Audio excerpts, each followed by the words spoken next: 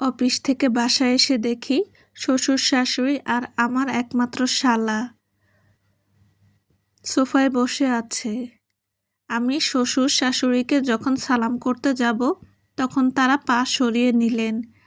আমি শ্বশুরকে বললাম, বাবা ভালো আছেন?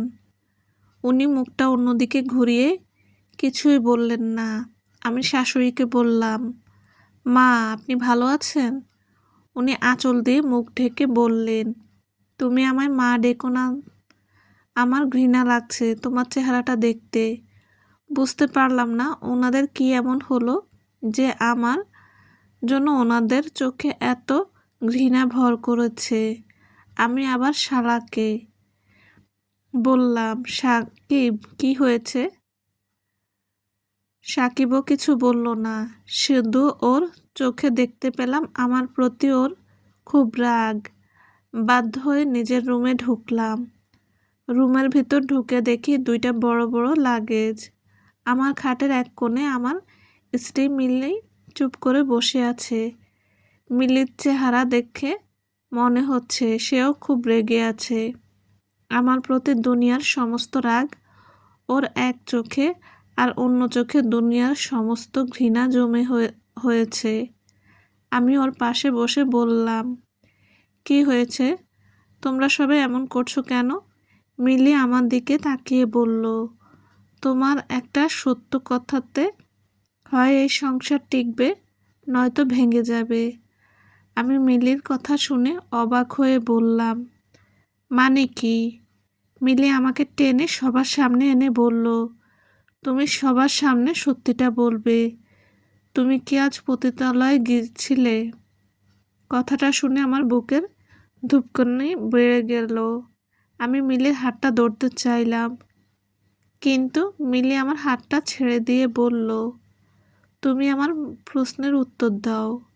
আমি মিলিকে বললাম, তুমি ভিতরে চলো, আমি তোমায় সব বুঝিয়ে বলছি। মিলি চিৎকার করে বলল, আমি কিছু শুনতে চাই না, তুমি হ্যাঁ অথবা না উত্তর দাও। আমি মাথাটা নিচু করে বললাম, হ্যাঁ আমি গিয়েছিলাম। আমার কথা শুনে মিলি রুম থেকে লাগেজগুলো নিয়ে আসলো। আমার শাশুড়ি বলতে লাগলো, ছি ছি ছি, শেষে কিনা এক লম্পটের সাথে মেয়েকে বিয়ে দিয়েছিলাম। আমার ছেলে ঠিকই বলেছে, পতিতালয়ের ভেতরে একটা চায়ের দোকানের সামনে এই লম্পটকে সব সময় দেখা যেত। আমি মিলির হাতটা ধরে বললাম, তুমি অন্তত আমার সব কথা শুনে যাও। মিলি আমাকে ধাক্কা দিয়ে বলল, যে মানুষ বউ থাকার পরেও বেশ্যাদের সাথে মেলামেশা করে তার সাথে আমার কোনো কথা থাকতে পারে না। আজ 3 দিন ধরে মিলির সাথে যোগাযোগ করার চেষ্টা করছি, কিন্তু পারছি না। ওর বাসার ভেতরেও ঢুকতে পারছি না। দারোয়ানকে সোজা বলে দিয়েছে আমি যদি ভিতরে ঢুকি তাহলে তার চাকরি চলে যাবে। আজ মিলি ডিভোর্স লেটার পাঠিয়েছে, আর সাথে একটি ছোট চিরকুট, আর তাতে লেখা, যদি বিন্দু পরিমাণ লজ্জা থাকে তাহলে সাইনটা করে দিও, কারণ এই সাইনের জন্য আমার বিয়েটা আটকে আছি। আমি মনে মনে সিদ্ধান্ত নিয়েছি আমি আমার কাজিনকে বিয়ে করব। এই মুহূর্তে আমি আর মিলি পাশাপাশি বসে আছি। আমি উকিলকে বলেছিলাম ওর সাথে দেখা না করে আমি সাইন করব না, তাই ও আমার সাথে দেখা করতে রাজি হয়েছে।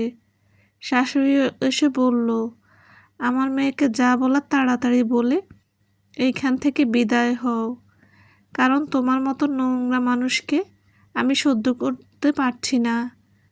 আমি মিলিকে বললাম, তোমায় 5 মিনিটের একটা ঘটনা বলবো, তারপর সাইন করে চলে যাব। তোমার পেছন ফিরে তাকিয়েও দেখব না। 8-9 বছর আগে একটু ফিরে যাই। আমি এতিম ছিলাম। মানুষের সাহায্য সহযোগিতায় আমি এসএসসি পাশ করি, কিন্তু সমস্যাটা হলো আমি যখন ঢাকা বিশ্ববিদ্যালয়ে চান্স পাই তখন ভর্তির জন্য এতগুলো টাকা দিতে কেউ রাজি হচ্ছিল না। আমি ঢাকায় আসলাম, টাকার জন্য এদিক ওদিক পাগলের মতো ছোটাছুটি করলাম, কিন্তু একটা টাকাও মিলল না। তাই মনের কষ্টে শেষে বাধ্য হয়ে সুইসাইড করতে গেলাম। ব্রিজের উপরে দাঁড়িয়ে যখন লাফ দেওয়ার চেষ্টা করছি, ঠিক তখনই একটা হাসির শব্দ পেলাম। পেছনে তাকিয়ে দেখি একটা মেয়ে, ঠোঁটে টকটকে লাল লিপস্টিক, মুখে সস্তা মেকআপ আর গায়ে কড়া পারফিউমের গন্ধ। আমাকে দেখে হাসতে হাসতে বলল, লাফ দিয়ে লাভ নেই, কারণ তুই মরবি না। আমি অবাক হয়ে বললাম, না মরার কি আছে? মেয়েটা আবারও হাসতে হাসতে বলল, তোকে দেখে গ্রামের ছেলে মনে হচ্ছে, আর গ্রামের ছেলেরা সবাই সাঁতার জানে। তুই এখান থেকে লাফ দিবি, তারপর যখন দম বন্ধ হয়ে আসবে তখন বাঁচার জন্য ঠিকই সাঁতরে পাড়ে উঠবি। আমি মেয়েটার কথা শুনে চিন্তা করলাম, ঠিকই তো, আমি তো সাঁতার জানি, বোকার কত কেন জলে ঝাঁপ দিয়ে মরতে চেয়েছিলাম। মেয়েটা এবার আমার সামনে এসে দাঁড়ালো, তারপর জলের দিকে তাকিয়ে বলল, আমিও মরার জন্য এইখানে 2বার লাফ দিয়েছিলাম, কিন্তু সাঁতার জানতাম বলে 2বারই ব্যর্থ হয়েছি। তা তোর মরতে চাওয়ার কারণ কি? রাত তখন আনুমানিক 2টা বাজে। ব্রিজের উপর দাঁড়িয়ে থাকা ল্যাম্পপোস্টের হলুদ সোডিয়াম আলোর নিচে বসে আমি আমার সব কিছু মেয়েটাকে খুলে বললাম। মেয়েটা আমার সব কথা শুনে হাসতে হাসতে বলল, তুই শেষে কিনা টাকার জন্য মরতে গিয়েছিলি? আমি মাথাটা নিচু করে বললাম, তুমি কেন মরতে গিয়েছিলা? মেয়েটা বলল, প্রথমবার মরতে গিয়েছিলাম যখন নিজের সৎ বাবা মা আমায় ধর্ষণ করে, আর সেটা মাকে বলার পরও যখন মা বলে, যা হবার হয়ে গেছে, কাউকে কিছু বলার দরকার নেই। আর দ্বিতীয়বার মরতে গিয়েছিলাম যেদিন সৎ বাবা আমায় নিজের হাতে সাজিয়ে গুছিয়ে ঘুরতে নিয়ে যাওয়ার কথা বলে তার 16 বছরের মেয়েটাকে 2জন মাঝবয়সী লোকের ঘরে রেখে চলে আসে। এখন আর মরতে ইচ্ছে হয় না। এই দুনিয়ার রং দেখতে খুব ভালো লাগে। মুখোশের আড়ালে মানুষের আসল চেহারাটা দেখে আজকাল খুব মজা পাই।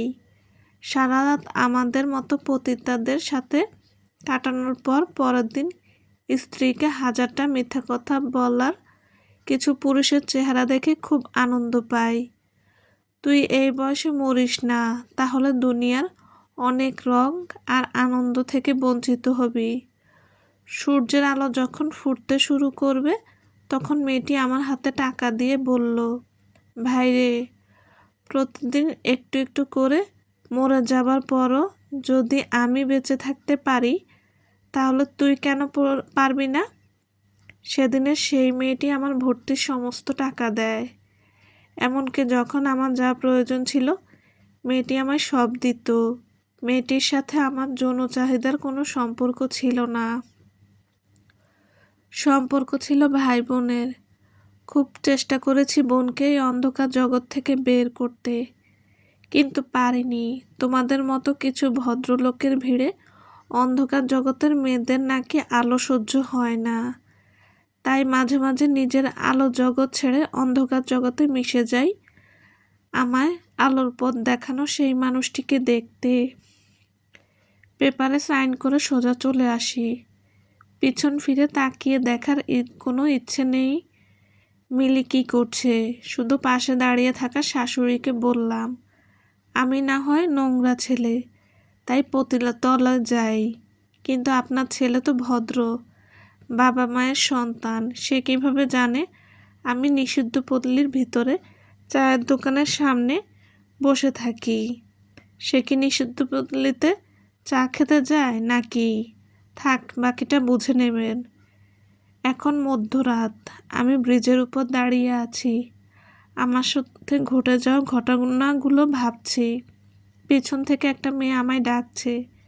সে আর কেউ নয়, আমার সেই পতিতা বোন।